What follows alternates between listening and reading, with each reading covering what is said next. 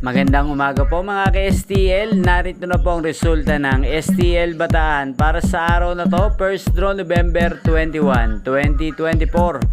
Araw ng Huwebes, naway ang mga natayaan nyo pong mga numero kanina ay manalo nawa ngayong umagang ito, 11 AM. Kaya kunin nyo na po ang inyong mga tickets. Narito na po ang resulta. Ang mga numerong nanalo sa STL Bataan ngayong umagang ito, November 21, 2024. First draw result, 11 AM. Ang mga numerong nanalo, 36 at 15 in exact order. Sa lahat po ng tumaya kanina para sa first draw ng 36 at 15, congrats po sa inyo. Panalo po kayo. Again, 36 at 15 in exact order. At shoutout po natin ngayong umagang ito sa STL Bataan si Kuya Dandeng. Kuya Dandeng ng Bataan, shoutout po sa iyo. Nawa isa ka po sa swertihin ngayong araw na to sa STL Bataan.